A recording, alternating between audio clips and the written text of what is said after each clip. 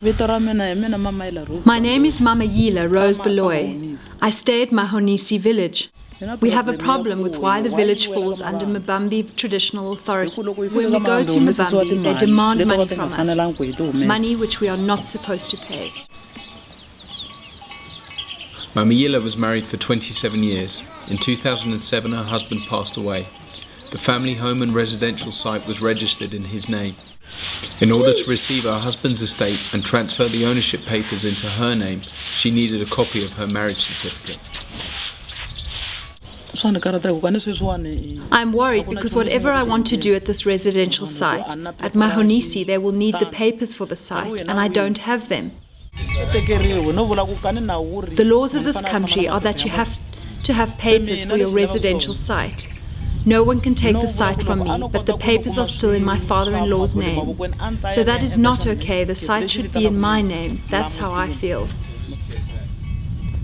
I started by going to our own chief at Mahonisi. At Mahonisi they wrote me a letter, and I paid an amount of 60 rand. I proceeded to Home Affairs at Malmuleli. At Malmuleli I produced the letter I got from the chief at Mahonisi. They told me they don't want that letter. They said I should go to the chief to get a letter. I asked them, which chief are you talking about? Because this letter came from the chief at Mahonisi. They said the chief at Mbambi. We then left for Mbambi. We told them we came from Home Affairs and we were advised to come and get a letter to organize the certificate in respect of my late husband. At Mbambi we entered and explained to them. They said we are not going to give you a letter if you do not have the money to the amount of 300 rand. We did not ask what the 300 rand was to be used for.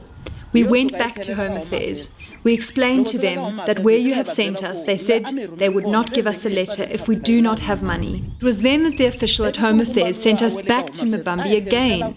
When we arrived at Mbambi, we told the clerk that the Home Affairs official said that they had to give us a letter. The clerk told us he was not going to write it unless we pay. It was then that my brother gave me the amount of 300 rand. I gave it to them. They then wrote us a letter and we went back to Home Affairs to apply for the marriage certificate. Mama Yila does not have a job. Her only source of income is a 520 rand per month grant for her 2 children. She has had to repay the debt from this. There is nothing. Even now, because I have not yet received my grant, my children are starving. We find that these are the people who are also paying tribal levy, which when they have to access government services. They are told to have letters of recognition from the same traditional authority where they are charged huge amounts of money, where to them it's a problem. Most of them are not working and they find that money being a lot and they don't know what is the money for. I can't tell you what they are using the money for because these people just say the money they need and they don't even say how much you owe them and they don't tell you what it is needed for. I think they might be using it to support themselves and their families. I can't tell actually because they don't come here to tell us. They might be using it for the benefit of those who are staying at Mbambi. Sonto George Ngubeni, Chief of Mahonisi. I can assure you, when the Mahonisi community pay a certain amount at Mbambi, that amount or that money, he don't release that money, come back to develop the area of Mahonisi. He develop his own areas. So the LRC has got a project at the moment where we have realized that the Limpopo Traditional Leadership Framework Act is the only one which is saying that there should be tribal levies charged to people. And when we look at it, we find that it will be double taxation of people. The LRC has got that project to say let's assist communities who got problems with this to challenge the act and also to challenge the actions of the traditional authorities who are taking these taxes.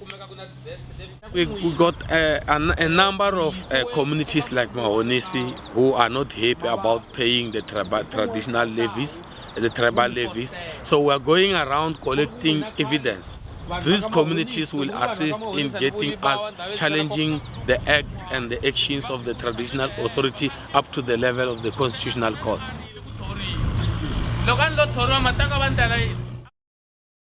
The roots of these problems began when the boundaries of the traditional authorities were set during apartheid.